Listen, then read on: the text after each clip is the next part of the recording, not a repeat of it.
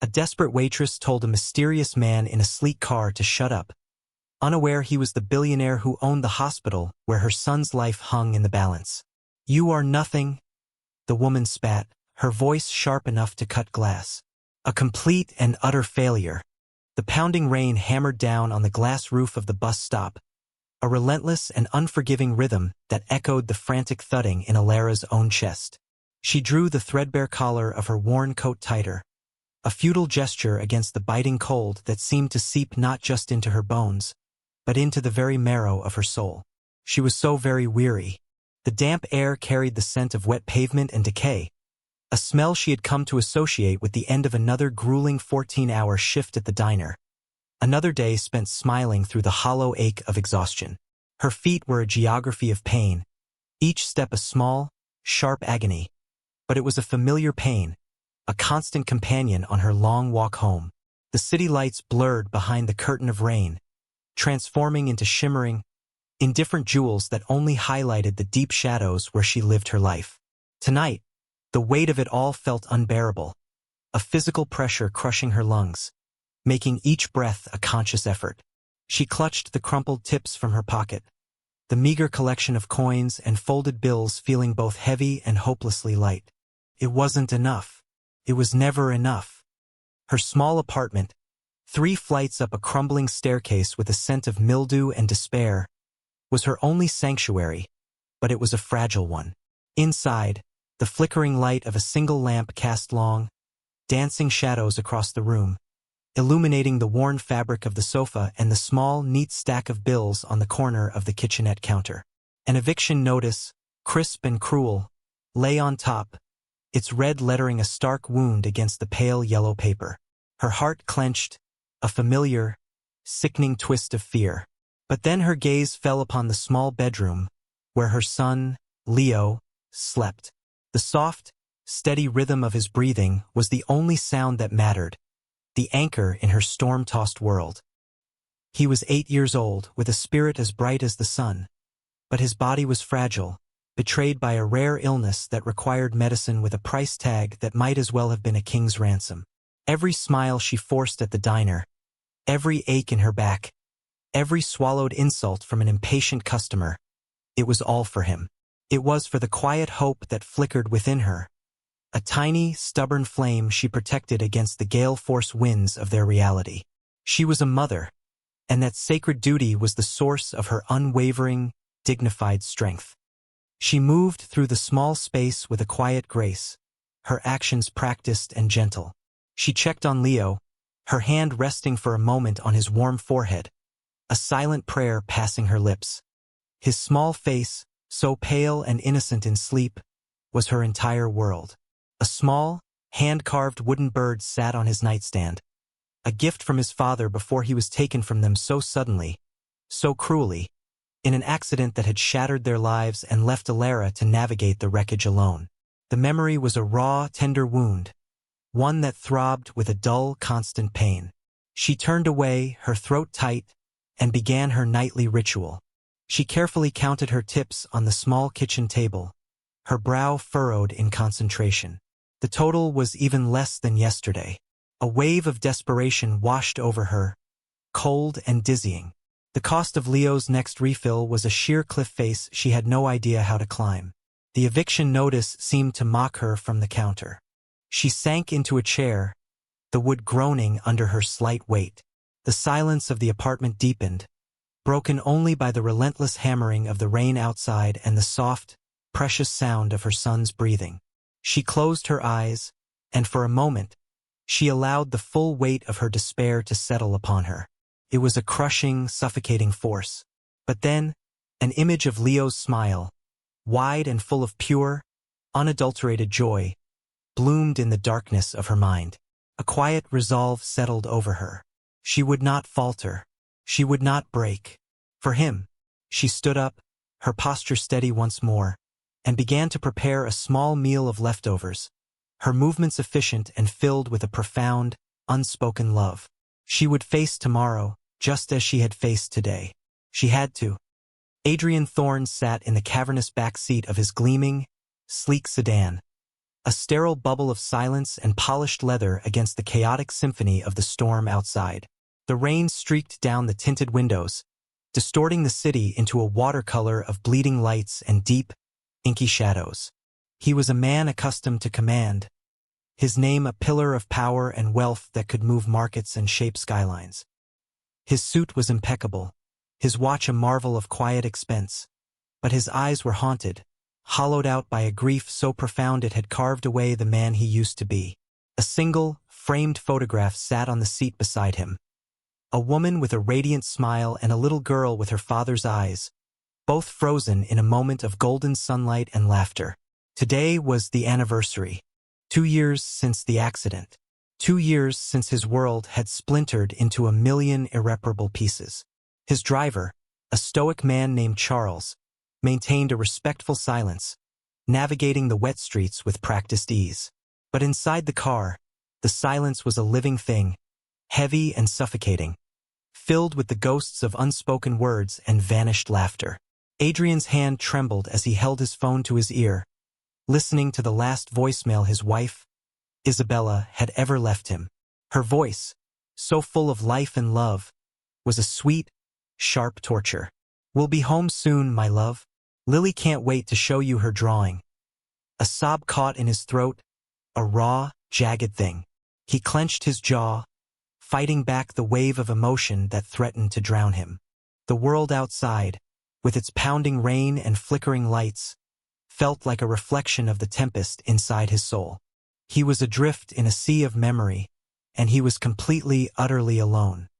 The car had pulled over near a small, unassuming diner, its neon sign casting a soft, amber hue onto the wet sidewalk.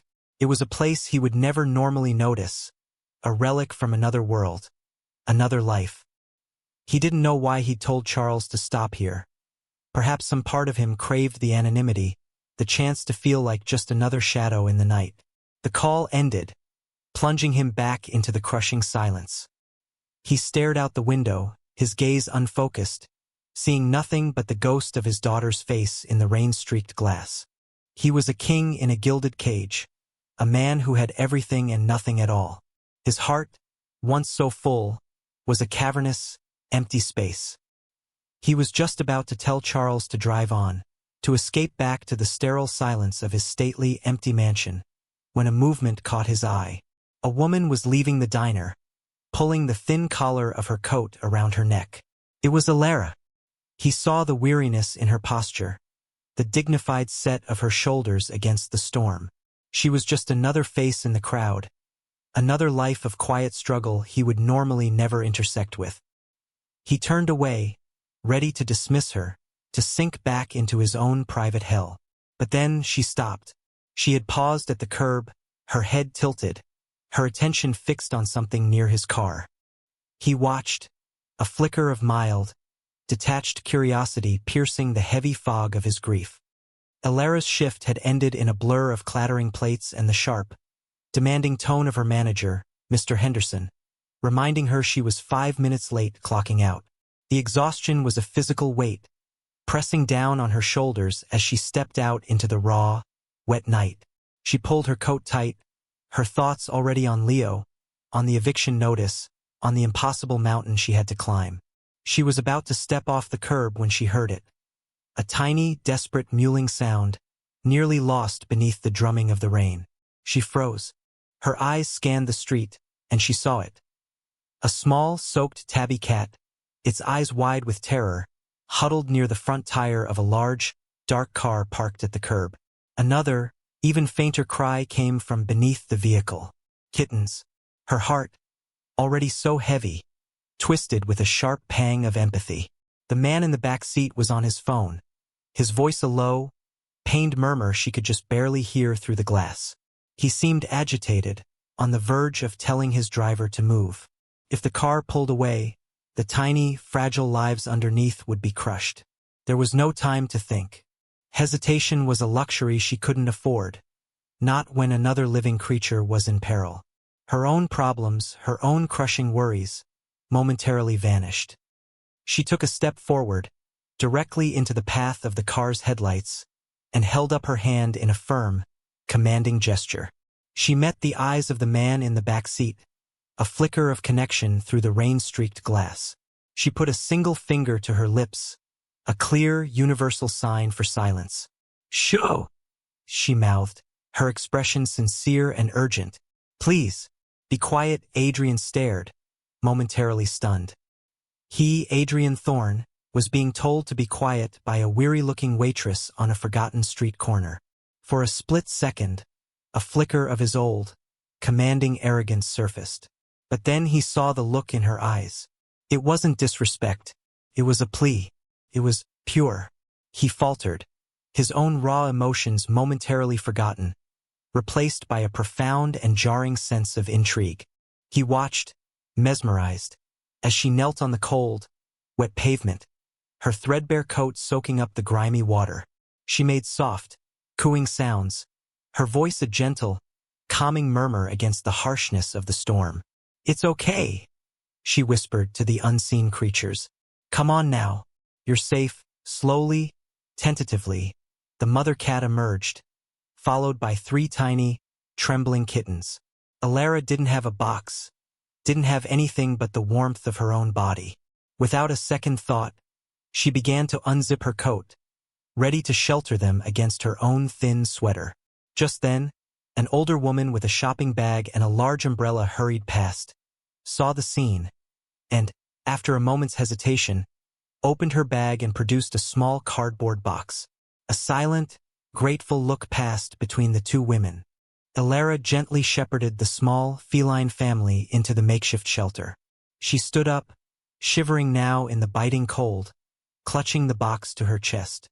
She glanced one last time at the man in the car, offered a small, almost imperceptible nod of thanks for his stillness, and then she turned and walked away, disappearing into the shadows of the night.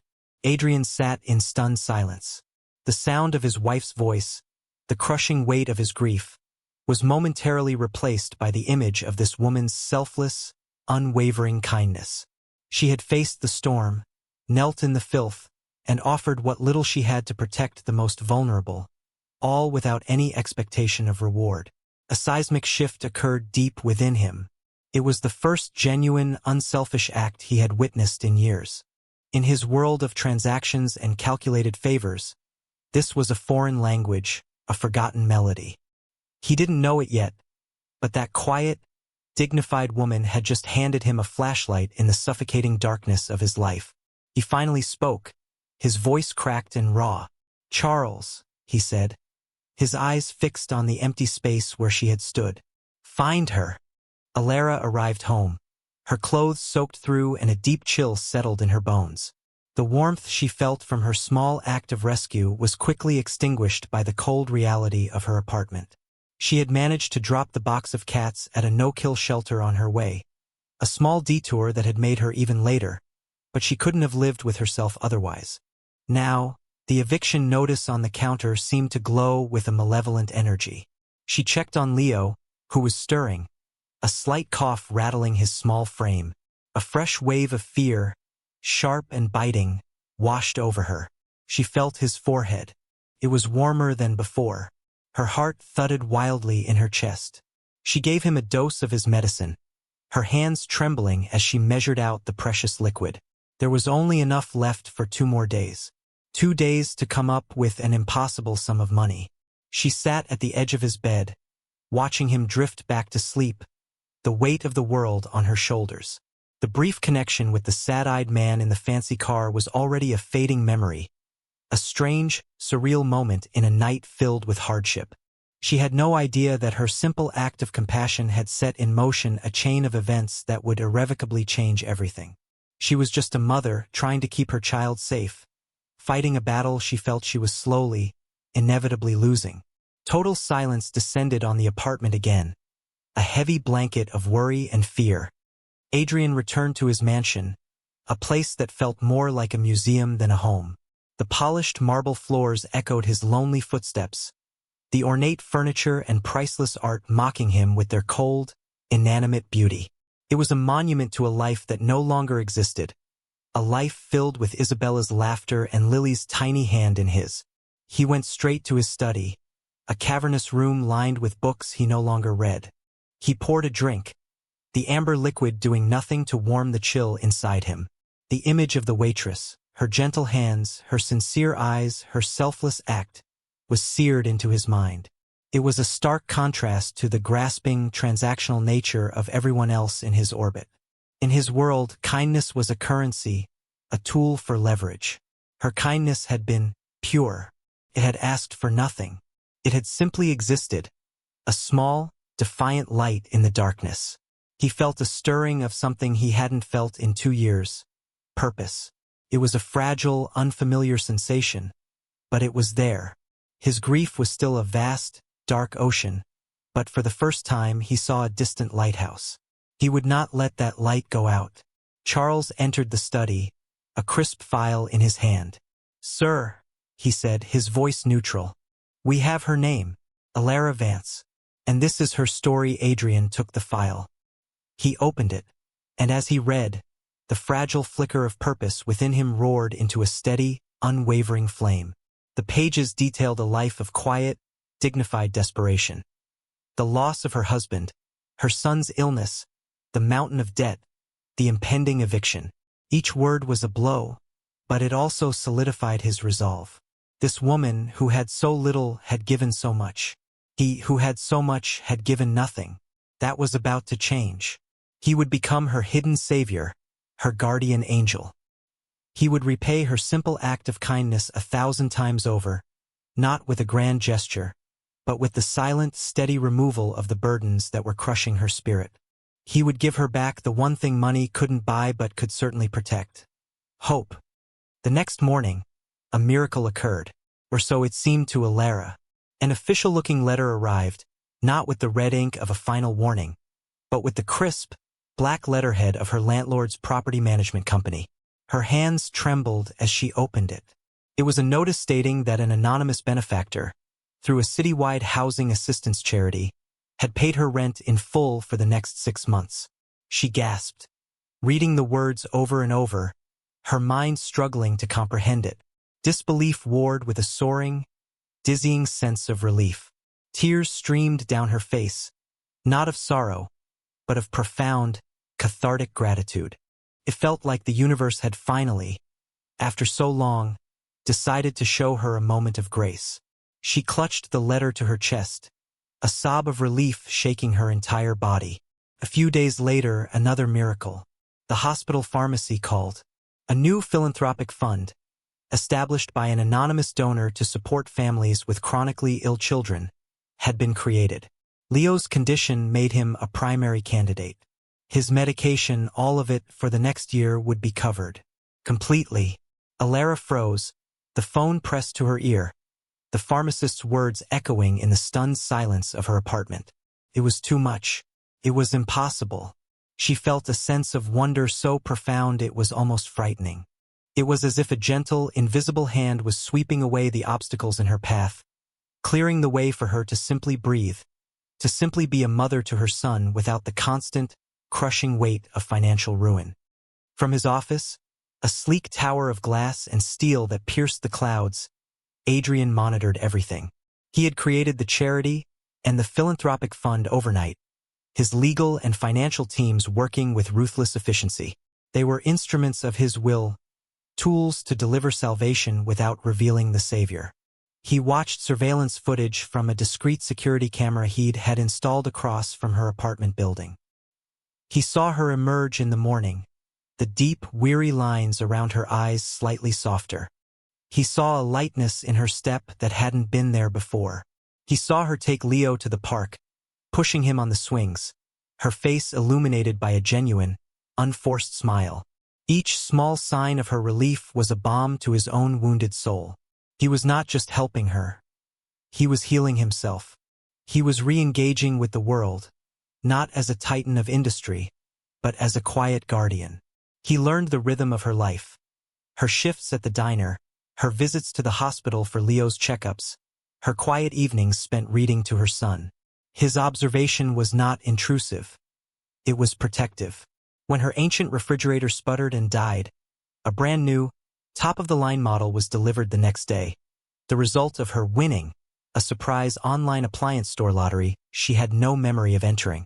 When Leo's worn-out coat was clearly not enough for the deepening winter, a box from a high-end children's store arrived, addressed to Leo, with a note saying it was from a secret Santa program. Alara, overwhelmed and mystified, could only attribute these blessings to a profound turn of luck, a kindness from a world she had begun to believe was only cruel. She never once suspected that a single, powerful man was orchestrating it all, moved by a single moment of selfless compassion in the rain. Adrian's life had found a new, quiet purpose. His focus had shifted from the ghosts of his past to the future of this woman and her child. He was their shield, their silent benefactor, and for now that was enough. Adrian knew that he couldn't remain a ghost forever. His anonymous interventions were a temporary fix, a bandage on a life that needed more than just financial security. It needed human connection. It needed healing. He felt an undeniable pull to see her again, to speak with her, to understand the source of the quiet strength that had so captivated him. He had to orchestrate a meeting, a chance encounter that felt natural, organic. The hospital was the perfect place. It was a space of vulnerability and hope, a place where their two worlds could believably intersect. He shed the trappings of his billionaire persona, dressing in simple, comfortable clothes, jeans and a soft, gray sweater.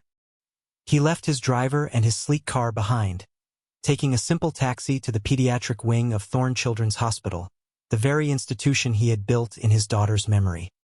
He walked the halls, the familiar scent of antiseptic and the distant sound of children's laughter stirring a familiar ache in his chest. He found a seat in the waiting area, a book held unread in his hands, and he waited. He didn't have to wait long. Alara entered, holding Leo's hand. Her son was chattering excitedly about a cartoon he had watched, and she was listening with that gentle, focused attention Adrian now knew so well. There was still a weariness about her, but the crushing weight of desperation was gone. She looked up, her eyes scanning the waiting room, and for a moment her gaze met his. A flicker of recognition, faint and uncertain, crossed her face. "Excuse me," he said, his voice quiet, almost hesitant. "Don't I know you from somewhere?" Alara paused, her brow furrowed. She studied his face. He looked different now, less haunted, less severe than the man in the car.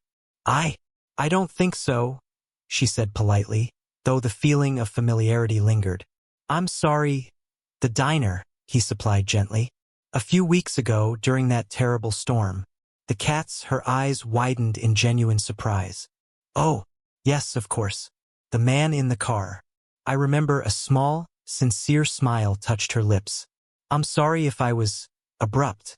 I was just worried about them." He shook his head, a faint smile of his own appearing. "You have nothing to apologize for. What you did was remarkable." He gestured to the empty chairs beside him. Pleased they sat, and an easy, comfortable silence settled between them for a moment. Leo, shy but curious, peered at Adrian from behind his mother's arm. Adrian's heart gave a painful lurch. He looked so fragile, so much like his own Lily had at that age. He spoke to the boy, his voice soft. "That's a very cool dinosaur on your shirt." Leo's face lit up, and he launched into an enthusiastic, detailed explanation of the difference between a Tyrannosaurus rex and a Spinosaurus. Adrian listened, truly listened, with an unwavering focus that made the little boy feel seen and important. Alara watched the interaction, a warmth spreading through her chest. This man, this stranger, had a kindness about him, a gentleness in his eyes that she found herself drawn to. After Leo's appointment, they found themselves in the hospital cafeteria, sharing a cup of tea. The conversation flowed easily, as if they were old friends. He told her his name was just Adrian, and that he was there visiting the child of a friend. He was careful not to lie, but to curate the truth. He spoke of loss in vague, general terms, but the raw, profound grief was evident in his voice. Alara, sensing a kindred spirit, found herself opening up in a way she hadn't with anyone since her husband's death. "My husband, David, he was a carpenter," she began, her voice soft, her gaze distant as she looked into her teacup. "He could build anything. He built Leo's first rattle from a piece of scrap wood. He was so strong, so full of life. And then one day he was just gone. A scaffolding collapse at a construction site. She took a shaky breath. Some days, the silence he left behind is so loud. It's all I can hear. Adrian's eyes were steady on her, unwavering. He didn't offer empty platitudes or clumsy reassurances. He simply listened, his presence a quiet, solid anchor. He understood that sometimes the greatest comfort is not in words, but in being heard. The simple act of him refilling her teacup without being asked was more comforting than any hollow, "I'm sorry for your loss" could ever be. Then it was his turn. "I understand," he said, his voice thick with an emotion he rarely let surface. The silence. It's a physical thing. He looked away, towards the window, but he wasn't seeing the gardens outside. He was seeing a ghost. My wife, Isabella, and my daughter, Lily. They were on their way to meet me for dinner. A drunk driver ran a red light. The confession was stark, brutal, stripped of any melodrama. It was just the cold, hard truth that had shattered his existence. My daughter, she was 6. She loved to paint. She would get more paint on herself than on the canvas. A tear escaped, tracing a path down his cheek. He didn't bother to wipe it away. In that moment, they were not a billionaire and a waitress. They were just two people, shipwrecked by grief, who had found a piece of solid ground in each other's shared tragedy. A profound, unspoken bond was forged between them in the sterile quiet of the hospital cafeteria, a connection built on the sacred ground of shared sorrow. As they parted ways, Alara felt a sense of hope that had nothing to do with money or anonymous charities. It was the hope of human connection, the feeling that she was not entirely alone in the world. And Adrian felt the ice that had encased his heart for 2 long years begin to crack. He was no longer just a savior. He was a man beginning to feel again. The weeks that followed saw their fragile bond deepen. They met for coffee, for walks in the park with Leo. Adrian became a steady, gentle presence in their lives. To Alara, he was simply Adrian, a kind, lonely man who understood her grief and who made her son laugh. She found herself looking forward to his calls, to the quiet comfort of his company. She didn't question his background. His kindness was all the credential she needed. She was beginning to feel safe, to believe that perhaps happiness was not just a memory, but a future possibility. But the world has a way of reminding you of its cruelty, just when you start to feel secure. The past never truly stays buried. It was a Tuesday during the busy lunch rush at the diner. The air was thick with the smell of grease and coffee, the sound a cacophony of clattering cutlery and loud conversations. Alara moved with practiced efficiency, balancing plates, refilling coffees, a genuine smile on her face. And then, the bell above the door chimed, and a shadow fell over her world. It was Beatrice Vance, her late husband's mother. A woman as cold and brittle as a winter frost, her face a mask of pinched, aristocratic disapproval. She had blamed Alara for David's death, her grief twisted into a venomous, irrational hatred. She hadn't seen her since the funeral, and her sudden appearance sent a jolt of pure ice through Alara's veins. Beatrice surveyed the noisy diner with undisguised contempt, her eyes landing on Alara's simple uniform. A cruel, satisfied smirk touched her lips.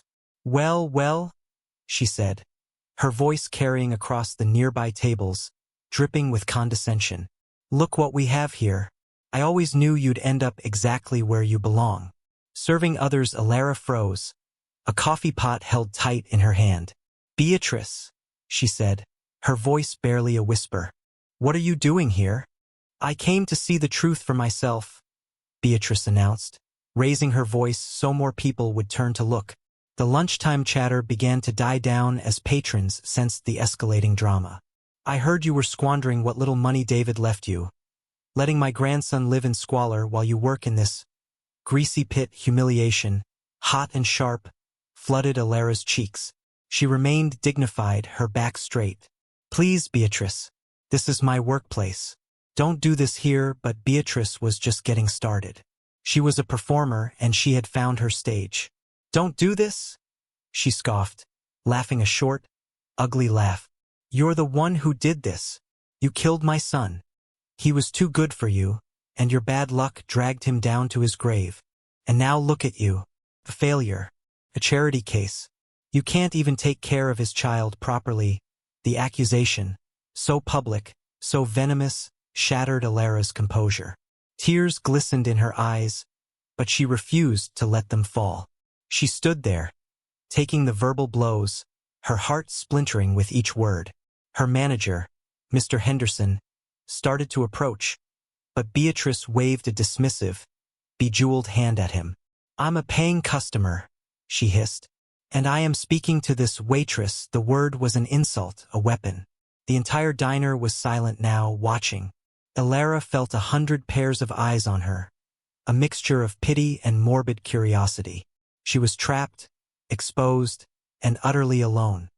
Just as the silence stretched to an unbearable, breaking point, the bell on the door chimed again. A calm, commanding presence entered the diner, and a palpable shift occurred in the atmosphere. It was Adrian, but not the Adrian Alara knew. This was Adrian Thorne. He was dressed in a perfectly tailored, dark suit that spoke of immense power and wealth. His posture was commanding, his expression one of cold, controlled fury. He moved with an unhurried grace that drew every eye. He walked directly to Alara's side, placing a gentle, protective hand on her shoulder. He didn't even look at Beatrice at first. He spoke only to Alara, his voice a low, steady anchor in her swirling vortex of shame. "Are you all right?" Alara could only nod, her throat too tight for words. Then he turned his gaze to Beatrice, and the full, formidable power of his presence was unleashed. His eyes were like chips of ice. "I believe," he said, his voice quiet but echoing with an authority that made the air crackle, "that you were just leaving." Beatrice, momentarily stunned by this handsome, powerful stranger's intervention, quickly recovered her bluster. "And who are you?" she sneered. "Her new rich boyfriend? Has she sunk her claws into you now?" Adrian's expression didn't change. "My name is Adrian Thorne." A collective gasp went through the diner. Even Beatrice's cruel composure faltered. The Thorne name was legendary in this city. He owned half of it. "And this woman," he continued, his voice dropping to a near whisper that was somehow more menacing, "is the kindest, most resilient, and most dignified person I have ever had the privilege of knowing." "You speak of her failing her son?" "I have seen her literally shield the helpless from harm in a storm. I have seen her love for her child, a love so pure and powerful it could move mountains.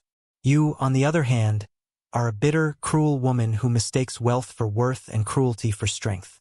You are not fit to speak her name." He took a step forward. "This diner, this building, the land it sits on, I own it. As of 5 minutes ago, when I heard you were making a scene, I purchased the entire block." He turned to Mr. Henderson, who was gaping in astonishment.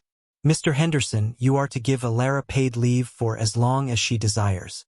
Her position, and a significant promotion, will be waiting for her if she ever chooses to return. As for you," he said, his gaze returning to a now pale and trembling Beatrice, "you are trespassing. Leave now, before I have you removed." Beatrice stared, speechless and utterly humiliated, the power dynamic so completely and devastatingly reversed.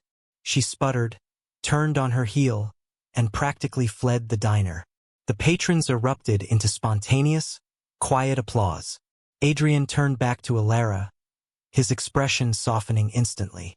He gently wiped a single tear from her cheek with his thumb.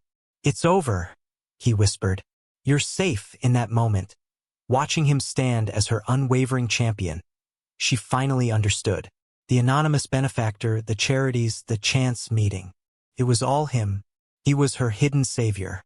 And he had just saved her, not with money, but with his unwavering belief in her. Adrian led a stunned Alara out of the diner, shielding her from the curious stares of the patrons. He guided her to a sleek, black car waiting at the curb, the same car from that rainy night, and Charles held the door open for them. The interior was a world away from the Greasy Spoon diner, a realm of soft leather and profound, comforting silence. Alara sank into the seat, the events of the last hour swirling in her mind. The public humiliation, the terror, and then Adrian's stunning, heroic intervention. He was Adrian Thorne. The name echoed in her head, a name associated with skyscrapers, philanthropic foundations, and unimaginable wealth.